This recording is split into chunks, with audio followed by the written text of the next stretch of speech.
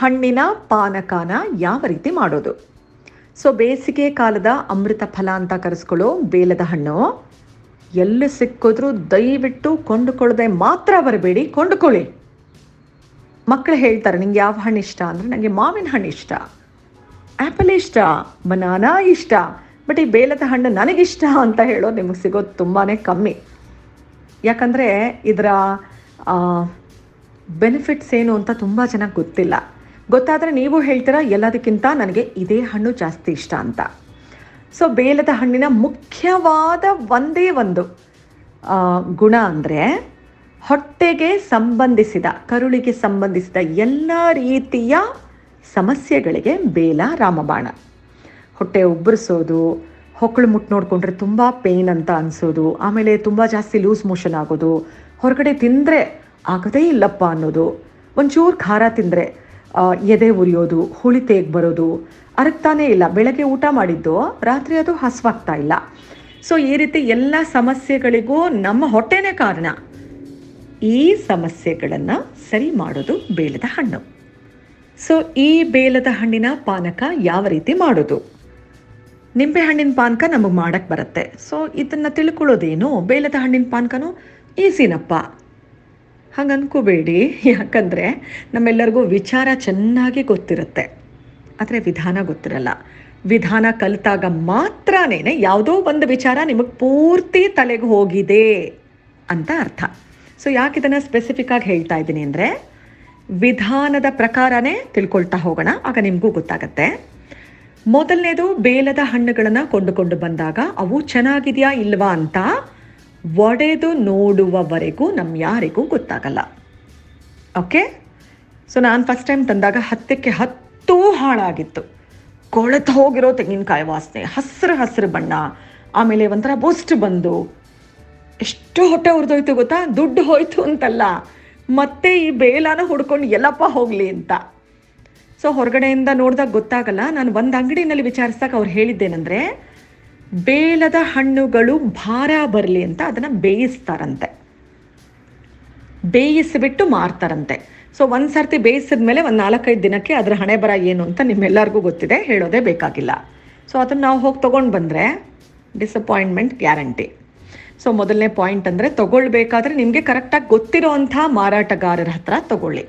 ಇಲ್ಲ ಯಾರೋ ಹೊಸಬ್ರು ರಸ್ತೆ ಬದಿನಲ್ಲಿ ತೊಗೊಳ್ತಾ ಇದ್ದೀವಿ ಅಂದರೆ ಅಲ್ಲೇ ಒಡಿಸ್ಕೊಂಡೇ ತೊಗೊಂಡು ಬನ್ನಿ, ಪ್ರಾಬ್ಲಮ್ ಇಲ್ಲ. 10 ತೊಗೊಳ್ತಾ ಇದ್ದಾರೆ ಅಂದರೆ ಅಟ್ಲೀಸ್ಟ್ 5ನಾದರೂ ಒಡಿಸ್ಕೊಂಡು ಬನ್ನಿ, ಮನೆಗೆ ಬಂದಮೇಲೆ ಅದನ್ನು ಖಾಲಿ ಮಾಡ್ಬೋದು. ಓಕೆ. ಎರಡನೇ ಪಾಯಿಂಟು, ನಾನು ಈ ಬೇಲಾನ ಇದರ ಚಿಪ್ಪು ತುಂಬ ಗಟ್ಟಿ ಇರುತ್ತಲ್ಲ, ಒಡೆಯೋದಕ್ಕೆ ಸೈಕಲ್ ರಾಡ್ ಇಟ್ಕೊಂಡಿದ್ದೀನಿ. ತೆಂಗಿನಕಾಯು ಇದರಲ್ಲೇ ಒಡೆಯೋದು. ಸೊ ಇದರಲ್ಲಿ ಒಂದು ಸಣ್ಣದಾಗಿ ಏಟ್ ಹಾಕಿ ಬೇಲದ ಹಣ್ಣನ್ನು ಒಳಗಡೆ ತಗೊಳ್ಬೇಕು. ಓಕೆ. ಎಕ್ಸ್ಟ್ರಾಕ್ಟ್ ಮಾಡೋದು ಈ ರೀತಿ. ಆ ಹಣ್ಣು ಮೋಸಂಬಿ ಥರ ಇರುತ್ತೆ. ಈ ಮೋಸಂಬಿ ಹಣ್ಣಷ್ಟೇ ನಾವು ಯೂಸ್ ಮಾಡೋದಲ್ಲ, ಕರಟದ ಒಳಗೆ ಸ್ಪೂನ್ ಹಾಕಿ ನಿಧಾನಕ್ಕೆ ಹೆರೆದು ಅಷ್ಟು ಹಣ್ಣನ್ನು ತಗೊಳ್ಬೇಕು. ಯಾಕೆ ಅಂದರೆ ನಾವು ದುಡ್ಡು ಕೊಟ್ಟಿರಲ್ವಾ, ದುಡ್ಡು ಕೊಟ್ಟಿರೋದಕ್ಕೆ ಪೈಸಾ ವಸೂಲು ಆಗೋದು ಬೇಡವಾ? ಅಲ್ಲ, ಕರಟದ ಒಳಗಡೆ ಇರೋ ಭಾಗ ಒಗಚಾಗಿರುತ್ತೆ. ಈ ಒಗಚು ಭಾಗನೇ ಕರುಳಿಗೆ ತುಂಬಾ ಒಳ್ಳೆಯದು. ಕರುಳಿನ ಆರೋಗ್ಯ ಕಾಪಾಡೋದು ಒಗಚು ರುಚಿ. ನೀವು ಎಳ್ನೀರು ಕುಡಿಬೇಕಾದ್ರೆ ಎಳ್ನೀರು ಕಾಯಿನ ತೊಗೊಂಡು ತಿಂತೀವಲ್ವಾ, ಎಳೆ ಗಂಜಿ, ಆಗಲೂ ಕೂಡ ನಾವು ಅದನ್ನು ಕಾಯಿ ತಗೋಬೇಕಾದ್ರೆ ಒಂಚೂರು ಒಗಚಾಗಿರೋ ಸಿಪ್ಪೆ ಬರುತ್ತೆ, ಅದನ್ನು ಬಿಡಬಾರ್ದು, ಅದನ್ನೂ ತಿನ್ನಬೇಕು. ಸೊ ವಿಧಾನ ಅರ್ಥ ಆಗಿದೆ ಅಂದ್ಕೊಳ್ತೀನಿ. ಒಂದು ಸ್ಪೂನ್ ತೊಗೊಂಡು ಚೆನ್ನಾಗಿ ಹೆರೆದು ಅದನ್ನು ಕೂಡ ಹಾಕ್ಕೊಳ್ಳಿ. ಸೊ ನೆಕ್ಸ್ಟ್ ಸ್ಟೆಪ್ ಅಂದರೆ, ನಾನು ಚೆನ್ನಾಗಿ ಕುದಿಯೋ ನೀರನ್ನು ಈ ಪಲ್ಪ್ಗೆ ಹಾಕಿ ಒಂದು 10-15 ನಿಮಿಷ ಬಿಟ್ಬಿಡ್ತೀನಿ. ಸೊ ಯಾಕೆ ಈ ಥರ ಮಾಡೋದು ಅಂದರೆ, ನಾರು ಮತ್ತು ಬೀಜದ ಅಂಶ ಬಿಟ್ಟು ಬಾಕಿ ಅಷ್ಟೂ ಅಂಶ, ಬೇಲದಲ್ಲಿರೋ ಅಷ್ಟೂ ಅಂಶ ನಮ್ಮ ದೇಹಕ್ಕೆ ಬೇಕು.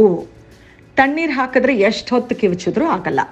ಸೊ ಮೊದಲನೇ ಸಾರ್ತಿ ಬಿಸಿ ಆಗಿರೋ ನೀರನ್ನು ಹಾಕಿ ಒಂಚೂರು ಕೈ ಹಾಕಿ ಕಿವುಚೋ ಹದಕ್ಕೆ ಬಂದಾಗ ಚೆನ್ನಾಗಿ ಕಿವುಚಿ ದೊಡ್ಡ ಕಣ್ಣಿನ ಸೋಸೋದ್ರಲ್ಲೇನೆ ಸೋಸಬೇಕು, ಟೀ ಸೋಸೋದ್ರಲ್ಲಿ ಅಲ್ಲ. ಟೀ ಸೋಸೋದ್ರಲ್ಲಿ ನೀವು ಮಾಡಿದ್ರೆ ಬಡಪೆಟ್ಟಿಗೆ ನೀವು ಪಾನಕ ಮಾಡೋಕ್ಕಾಗಲ್ಲ. ಇನ್ನೂ ಪಾನಕ ಆಯಿತು ಅಂದರೆ ಅದು ಬೆಲ್ಲದ ನೀರು ಥರ ಇರುತ್ತೆ. ಬೇಕಾಗಿರೋ ಅಂಶ ಎಲ್ಲ ಬಿಸಾಕಿರ್ತೀವಿ ಚರಟದ ಜೊತೆ, ಬರೀ ಬೆಲ್ಲದ ನೀರು ಕುಡ್ದಂಗೆ ಆಗಿರುತ್ತೆ. ಆ ಥರ ಅಲ್ಲ. ದೊಡ್ಡ ಕಣ್ಣಿನ ಸೋಸೋದನ್ನೇ ತಗೋಬೇಕು. ಒಂದು ಸಾರ್ತಿ ಸೋಸಿದ್ಮೇಲೆ ಎರಡನೇ ಸರ್ತಿ ಮತ್ತೆ ಪಾತ್ರೆಗೆ ಹಾಕ್ಕೊಂಡು ಮತ್ತೆ ನೀರನ್ನು ಹಾಕಿ, ಈ ಸರ್ತಿ ಬಿಸಿ ನೀರಲ್ಲ, ತಣ್ಣೀರನ್ನು ಹಾಕಿ ಕಿವುಚಿ ಮತ್ತೆ ದೊಡ್ಡ ಕಣ್ಣಿನ ಸೋಸೋದರಲ್ಲೇ ಸೋಸಬೇಕು. ಈ ರೀತಿ 3 ಸಾರ್ತಿ 4 ಸಾರ್ತಿ 5 ಸಾರ್ತಿ ಮಾಡಿದಾಗ ಆ ಪಲ್ಪ್ ಈ ಥರ ಬರುತ್ತೆ ಸಣ್ಣದಾಗಿ. ಅಂದರೆ ಬರೋ ಎಲ್ಲ ಹಣ್ಣಿನ ಅಂಶನ ಬಿಟ್ಟುಕೊಟ್ಟ ಮೇಲೆ ಬರೀ ಬೀಜ ಮತ್ತು ಈ ನಾರು ಉಳ್ಕೊಳತ್ತೆ. ಇದರಲ್ಲಿ ಎಷ್ಟು ಒಳ್ಳೆ ಪ್ರಾಪರ್ಟೀಸ್ ಇರುತ್ತೆ ಅಂದರೆ, ಒಂದು 4 ಬೀಜ ಬಿದ್ದಿದ್ರೂ ಪರವಾಗಿಲ್ಲ, ಆ ಒಗಚಾಗಿರೋ ಕರಟದ ಐಟಮ್ಸ್ ಬಿದ್ದಿದ್ರೂ ಪರವಾಗಿಲ್ಲ, ಚೂರು ಪಾರು ನಾರು ಬಿದ್ದಿದೆಯಾ, ಓಕೆ, ಪ್ರಾಬ್ಲಮ್ ಇಲ್ಲ. ಇದಕ್ಕೆ ಬೆಲ್ಲ ಮತ್ತು ಏಲಕ್ಕಿ ಪುಡಿನ ಹಾಕಿ ಚೆನ್ನಾಗಿ ಕಲಕಿ ಕುಡೀರಿ. ಇಷ್ಟೇ. ದಿನಕ್ಕೆ 1 ಲೋಟ, ವಾರದಲ್ಲಿ 2 ರಿಂದ 3 ಸಾರ್ತಿ ಕುಡೀರಿ. ಬೇಸಿಗೆ ಕಾಲದ ಅಷ್ಟೂ 4 ತಿಂಗಳು ಎಲ್ಲಿ ಸಿಕ್ಕಿದ್ರೂ ಬಿಡಬೇಡಿ, ತಗೊಂಡು ಬನ್ನಿ ಕುಡೀರಿ.